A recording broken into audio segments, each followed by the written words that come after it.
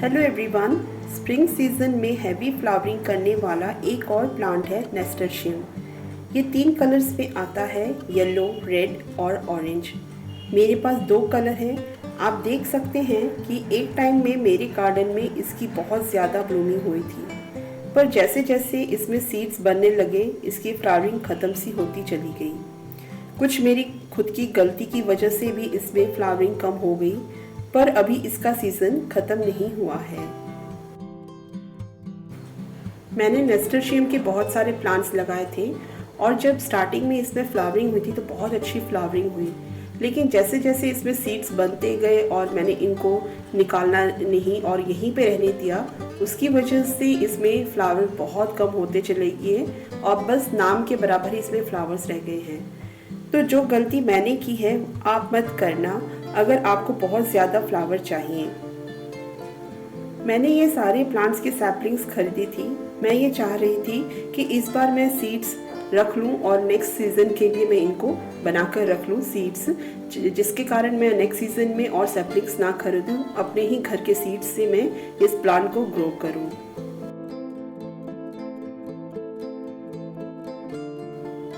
लेकिन अब जो सीड्स बन गए हैं उन्हें कलेक्ट कर लेना ही समझदारी है। इस प्लांट की खास बात यह है कि इसमें सीड्स बहुत जल्दी बनते हैं और बहुत जल्दी मैच्योर हो जाते हैं। तो अगर आपको फ्लावरिंग चाहिए तो सीड्स बनने ना दें और एंड में आप सीड्स कलेक्ट कर सकते हैं, लेकिन मैंने इस बार वो नहीं किया। मैं स्टार्टिंग से सीड्स बनने देने लगी और फ्लावरिंग कम होते चले गए।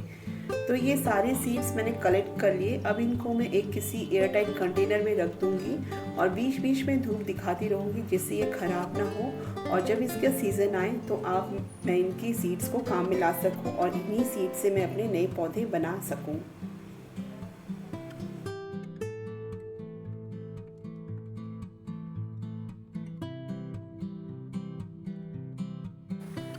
इन सीड से आप इतनी इजीली इस प्लांट को ग्रो कर सकते हैं कि आप सोच नहीं सकते। ये सबसे ज़्यादा इजी टू केयर प्लांट है और लो मेंटेनेंस प्लांट है। आप सीड से तो प्लांट बहुत इजीली ग्रो कर सकते हैं, साथ में कटिंग से भी आप इस प्लांट को ग्रो कर सकते हैं।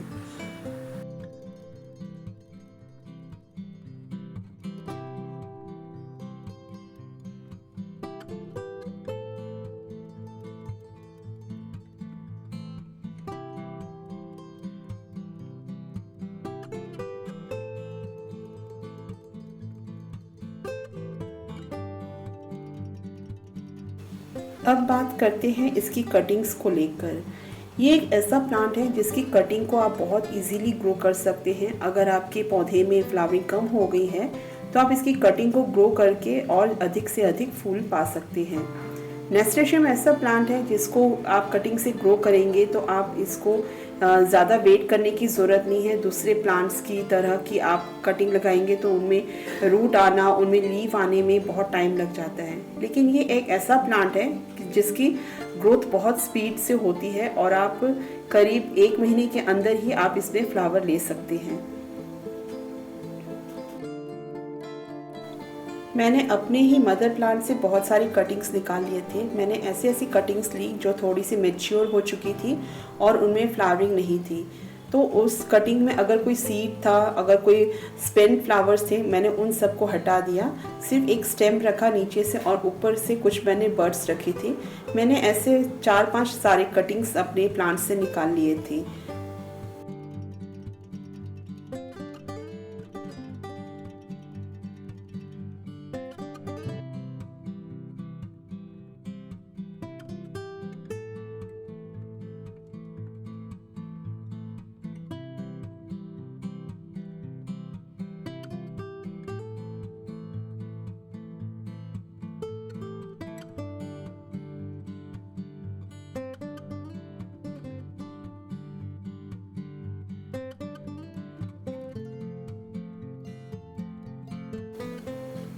अब हम बात करेंगे कि इन कटिंग्स को हम कैसे ग्रो करें।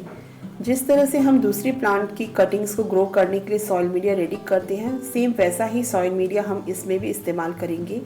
हो सके तो ज़्यादा कोकोपीट और वर्मी कंपोस्ट का इस्तेमाल करें। कोई भी कटिंग को ग्रो करने के लिए वर्मी कंपोस्ट और कोकोपीट सबसे अच्छा सॉइल मीडिया होता है। ये देखिए, सबसे पहले तो आपने जो कटिंग ली है उसके नीचे के पत्ते जितने भी हैं उन सबको तोड़ दीजिए, जिससे वो ख़राब ना हो और आपकी कटिंग को फंगस ना लग सके।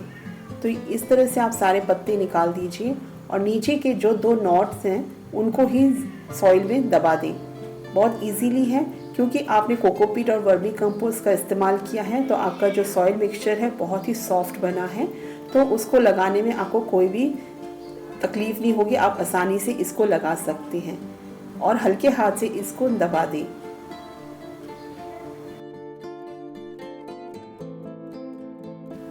कटिंग लेते समय आप इस बात का ध्यान रखें कि आप एक हेल्दी कटिंग लें और कम से कम वो 4 से 5 इंच की कटिंग हो।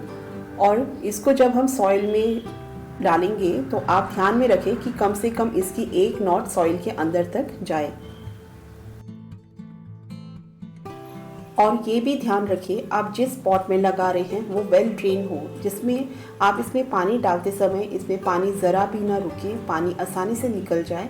बस आपकी सॉइल मॉइस्ट रहे, जिससे इसकी रूट्स जो निकले वो रॉट ना हो और अच्छे से ग्रो हो। इसी तरह से मैंने नेस्टरशियम के कुछ कटिंग्स लगा लिए थे। मैंने कुल 2 ऐसे पॉट्स छोटे छोटे रेडी कर लिए थे जिनको मैं अभी ग्रो करूँगी। जब तक मेरे मदर प्लांट्स पूरे खिल के ख़त्म हो चुके होंगे तब तक मेरी ये जो कटिंग्स हैं ये अच्छे से ग्रो हो चुके होंगे और इनमें फ्लावरिंग भी स्टार्ट हो चुकी होंगी। तो ये है कि मेरे गार्डन में नेस्टेशियम फ्लावर की कमी नहीं होगी और मेरे गार्डन में ये बने रहेंगे एक लंबे समय तक। क्योंकि हमारे असम में करीब अप्रैल से मई के स्टार्टिंग तक हमारे यहाँ पे सीज़न रहता है फ्लावरिंग का, तो ये अभी और 2 महीने बाकी है मेरे पास इनकी फ्लावरिंग लेने के लिए। कटिंग्स को लगाने के बाद आप इन्हें डायरेक्ट सनलाइट में ना रखें, आप इन्हें इनडायरेक्ट सनलाइट या शेडी एरिया में रख दें। जब आपको लगे कि इनकी ग्रोथ होने लगे तब आप इन्हें 2 घंटे की धूप में रखें। और जब इनके न्यू लीव्स निकलने लगे, ग्रोथ होने लगे, तो आप इनको इन पॉट से शिफ्ट करके किसी बड़े प्लांटर में लगा दें या फिर किसी हैंगिंग बास्केट में लगा दें। ये एक ऐसा फ्लावर प्लांट है जो हैंगिंग बास्केट्स में बहुत अच्छा लगता है, क्योंकि इसकी जो बेल लताएं ब्रांचेस होती हैं नीचे की तरफ जब झूलती हैं तो आपके गार्डन की शोभा बढ़ा देगी। तो आप इनको शिफ्ट ज़रूर करें जब इनकी अच्छी खासी ग्रोथ हो जाए। ये प्लांट इतना इजी ग्रोइंग प्लांट है कि इसे हर कोई बहुत आसानी से कटिंग से ग्रो कर सकता है। ये एक लो मेंटेनेंस प्लांट है। मैंने इसी तरह से कई कटिंग्स लगा ली। एक दूसरे पॉट में भी मैंने 4 से 5 कटिंग्स ग्रो कर ली थी और मेरे पास अभी 2 पॉट्स रेडी हो चुके हैं। अच्छी कटिंग्स मैंने लगा ली हैं। अगर आपके कटिंग्स में सीड्स बने हुए हैं तो आप उनको ज़रूर निकाल दें। बिल्कुल भी ना भूलें इन सीड्स को निकालने के लिए, तभी आपके प्लांट्स बहुत अच्छे से ग्रो करेंगे। ये देखिए, मैंने 2 छोटे छोटे प्लांटर्स रेडी कर ले कटिंग से। अब जब ये थोड़े से बड़े हो जाएंगे तब मैं इनको किसी बड़े प्लांटर में या फिर हैंगिंग बास्केट में शिफ्ट कर दूंगी। अगर आपके बालकनी में जगह है तो इन प्लांट्स को ज़रूर लगाएं, खासकर हैंगिंग बास्केट्स में ज़रूर लगाएं, बहुत सुंदर लगेगा। तो दोस्तों, आपको मेरी आज की ये वीडियो कैसी लगी ज़रूर बताना, लाइक और कमेंट ज़रूर करना, और जो मेरे चैनल पे न्यू हैं प्लीज़ मेरे चैनल को ज़रूर सब्सक्राइब करना। तो मिलते हैं अगली वीडियो में किसी अगले टॉपिक के साथ। तब तक के लिए bye bye friends, happy gardening.